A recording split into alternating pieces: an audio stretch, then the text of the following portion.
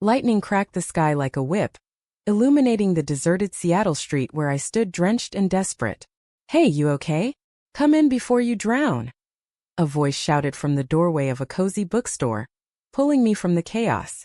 As I stepped inside, shaking off the rain, our eyes met, and in that instant I knew my life was about to unravel in ways I never imagined. The rain pounded relentlessly against the windows of Pages and Pours, a quaint independent bookstore tucked away in Seattle's Capitol Hill neighborhood. I, Arya Thompson, a 28-year-old graphic designer who just moved from the sunny shores of California to chase a freelance dream, had been caught off guard by the Pacific Northwest's infamous weather. My umbrella had flipped inside out blocks ago, leaving me soaked to the bone, my portfolio bag heavy with waterlogged sketches. Finley Harper, the stranger who'd called out to me, closed the door behind us with a soft click.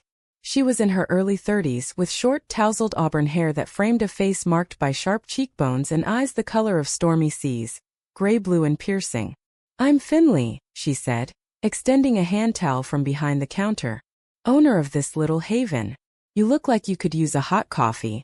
On the house." I hesitated, wiping my face. "Arya. Thanks. I didn't expect Seattle to declare war on me so soon." We both laughed, a nervous release amid the thunder rumbling outside. The store was dimly lit by warm lamps, shelves lined with books on everything from queer history to contemporary romance.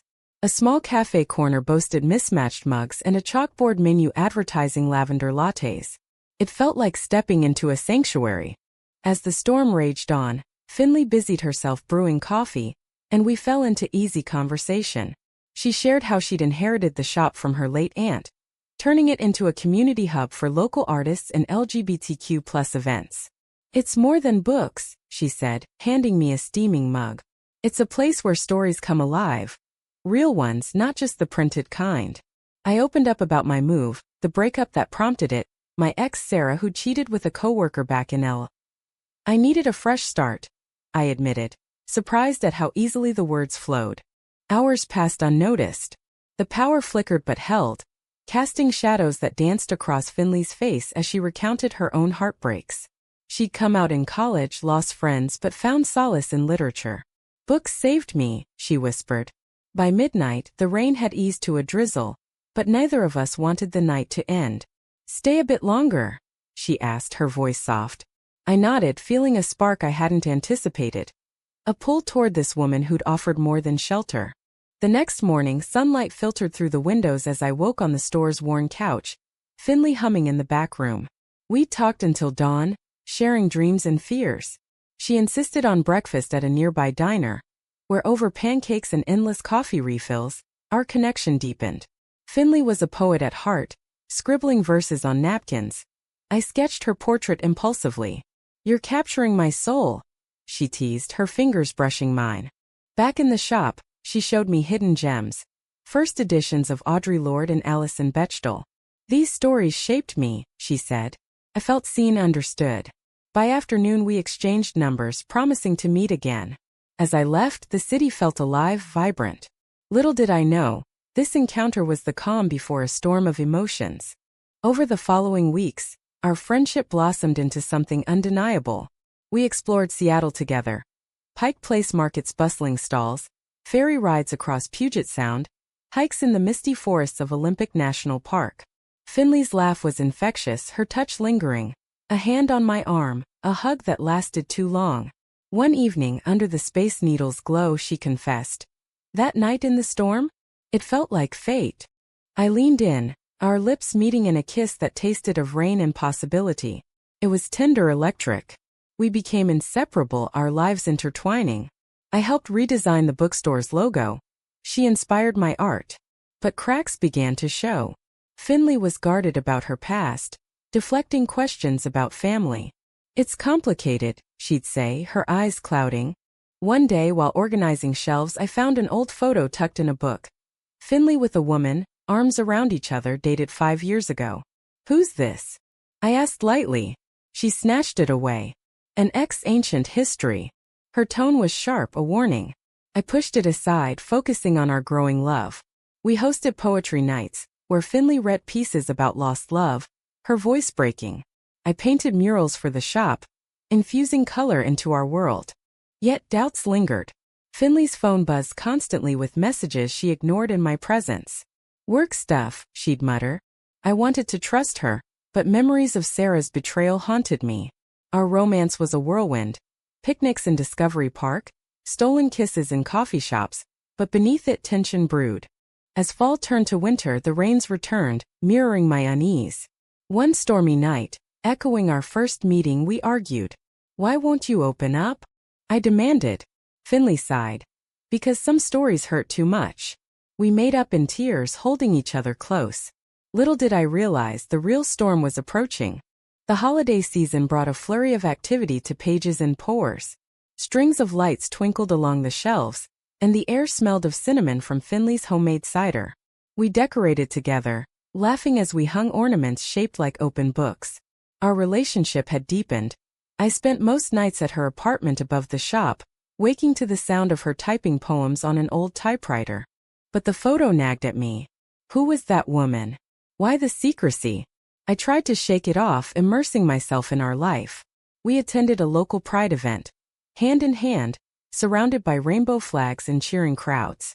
This is us, Finley whispered, pulling me into a dance under the streetlights. Felt right, real. Then came the first crack. A woman named Elena showed up at the store one afternoon. Tall, with dark curls and an air of confidence, she hugged Finley tightly. Finn, it's been ages. I watched from behind the counter, a knot forming in my stomach. Finley introduced us awkwardly. Arya, this is Elena, old friend from college. Elena's eyes lingered on me, appraising. Later, Finley explained. We dated briefly. Nothing serious. But Elena lingered in Seattle, popping in unannounced. She'd reminisce about the good old days, making Finley laugh in ways that stung. I confronted her one night. Is there something I should know? Finley cupped my face. You're mine now, Arya. She's the past. I believed her, or wanted to. Work pulled us in different directions. My freelance gigs exploded. I landed a contract with a tech startup designing apps. Finley struggled with the shop's finances. Rising rents in Capitol Hill threatened closure. I might have to sell, she confided one evening, tears in her eyes. I offered help, but she refused. It's my burden. Our intimacy grew emotional, raw. We shared vulnerabilities, my fear of abandonment, her guilt over a strained family who disowned her after coming out. They said I was a disappointment, she admitted, sobbing in my arms. I held her, whispering promises of forever. Christmas Eve, we exchanged gifts under a tiny tree. I gave her a custom-bound book of her poems, illustrated by me. She gave me a necklace with a raindrop pendant. For the storm that brought you to me. We kissed by the fire, the world outside blanketed in rare snow. But New Year's brought turmoil. Elena invited us to a party. Finley insisted we go. There, amid champagne and cheers, I overheard them in a corner. You never told her about us? Elena hissed. Finley shushed her. My heart raced. Later in the car I exploded. What haven't you told me? Finley pulled over, rain streaking the windows. Elena and I were engaged. It ended badly, she cheated. I didn't want to scare you away. Betrayal hit like lightning. You lied. We argued fiercely, words cutting deep. I stormed out, wandering the wet streets, echoes of Sarah's deceit resurfacing. Days blurred into silence. Finley called, texted apologies. I ignored them, holing up in my apartment, sketching furious portraits of broken hearts. Friends urged reconciliation, but doubt festered. Was our love built on sand? Finally, she showed up at my door, drenched. Please, Arya. Let me explain. We talked through the night, unraveling truths. Elena had returned seeking closure, not rekindling. Finley's secrecy stemmed from shame. I was afraid you'd see me as damaged. Tears mixed with rain on her cheeks. We forgave tentatively. Our bond strengthened through honesty. Spring brought renewal. The shop hosted a fundraiser, saving it from closure.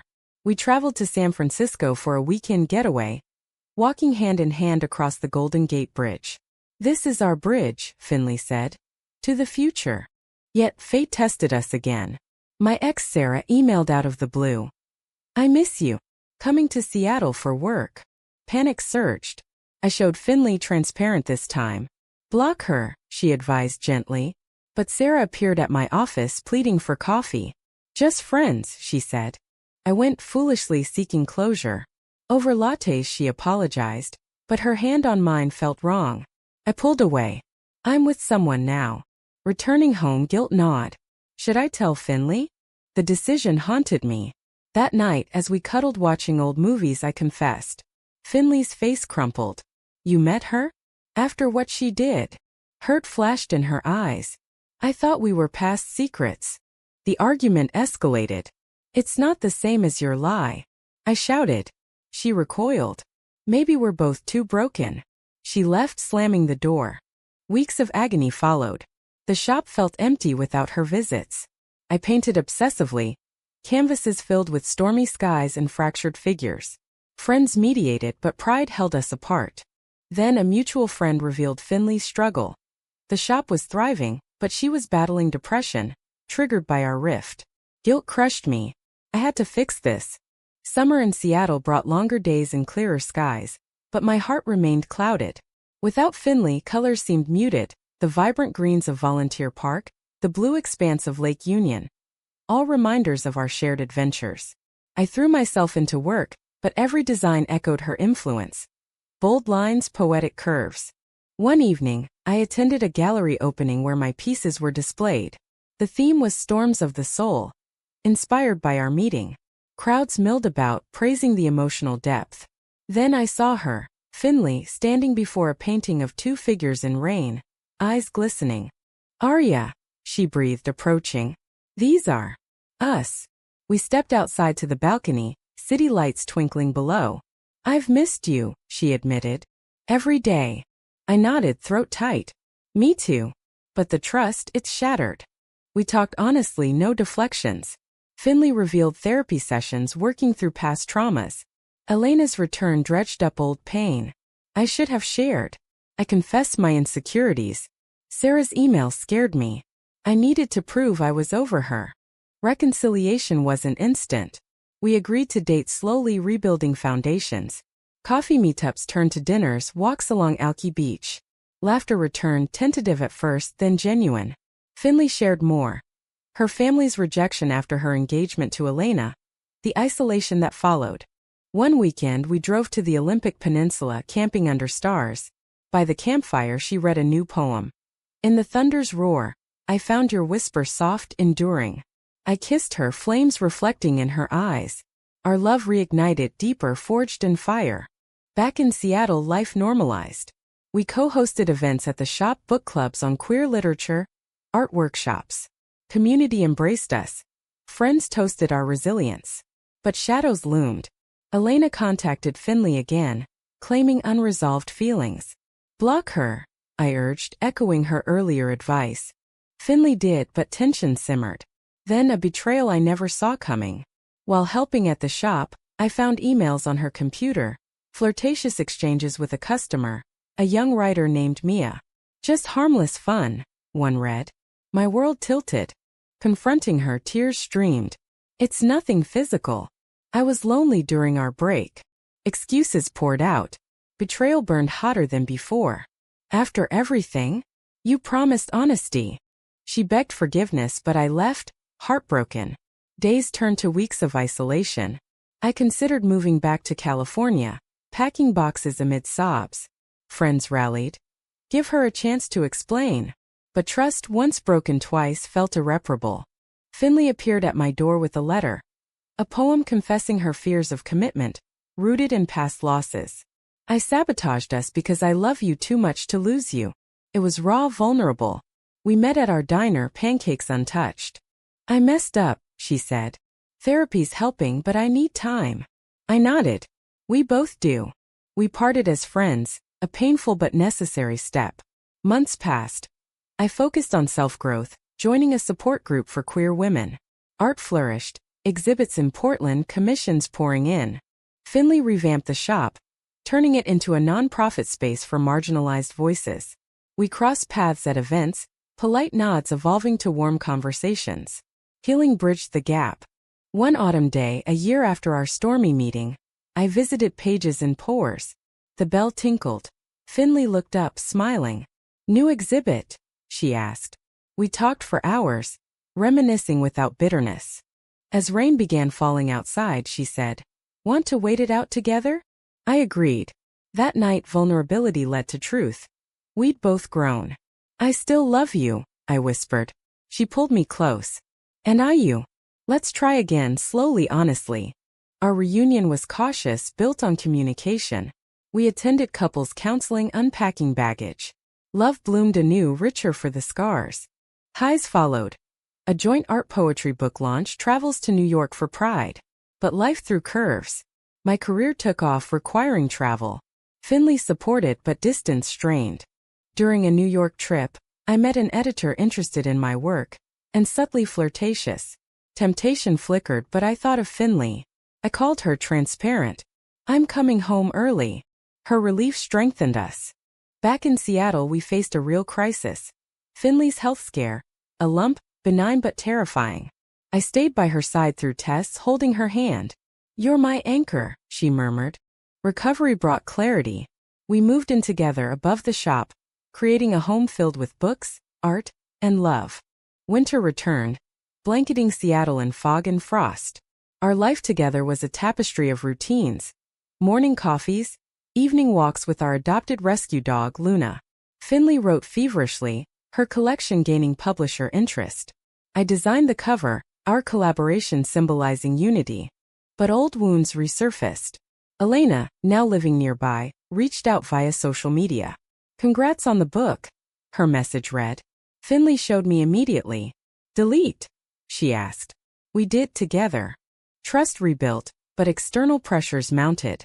My family visited from California, supportive but probing. "She's wonderful," Mom said, but Dad whispered concerns about stability. Finley overheard, retreating. That night we argued. "Do they think I'm not good enough?" she snapped. I reassured her. "They're wrong. You're everything." We navigated family dynamics, emerging stronger. Spring brought celebration. Finley's book release party at the shop, packed with friends. She dedicated it to me. "To Arya, my storm and my sunshine." Tears flowed, applause thundered. Success bred envy. Mia, the writer from before, published a story eerily similar to Finley's experiences, twisted to portray her negatively. Rumors spread in the community. "Did she steal ideas?" whispers echoed. Finley crumbled. "This is sabotage."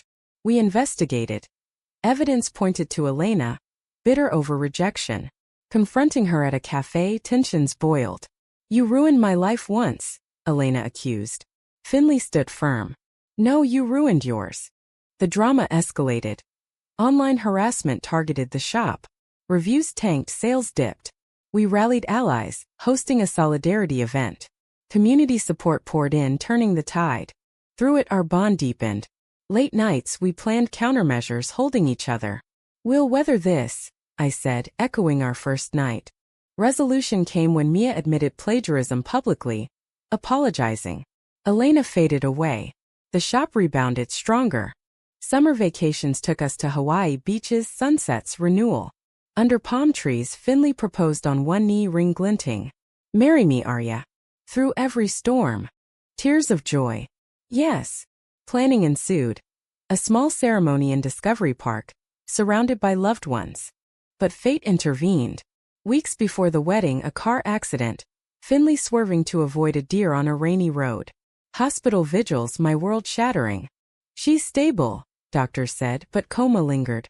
Days blurred. Reading poems at her bedside, sketching our future. Friends visited, sharing stories. Her family, estranged for years, arrived. Awkward reconciliations. Miraculously, she woke. "Arya," her voice weak. Relief flooded. Recovery was slow, therapy grueling. "I fought back for you," she whispered. The accident shifted perspectives. We postponed the wedding, focusing on healing. Finley wrote about resilience. I illustrated children's books on love and loss. Fall brought our ceremony, intimate under autumn leaves. Vows exchanged.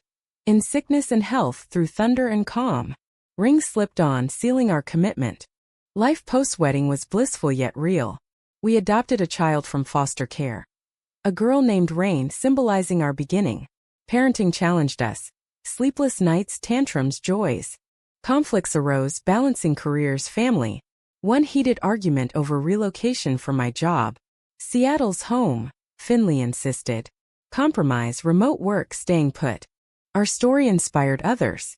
We spoke at events, sharing how love conquers betrayal, fear. It's not perfect, I'd say, but it's ours. Years passed. Rain grew inquisitive and kind. The shop became a family legacy, hosting story hours. One stormy evening, reminiscent of our meeting, we sat by the window, Rain asleep. Remember that night? Finley asked. How could I forget? I replied, kissing her. Our journey, drama, heartbreak, redemption, proved love's endurance. In quiet moments, gratitude swelled. We'd faced storms, emerged resilient. Our love, human and profound, a testament to possibility. As decades unfolded, our life in Seattle wove a rich narrative.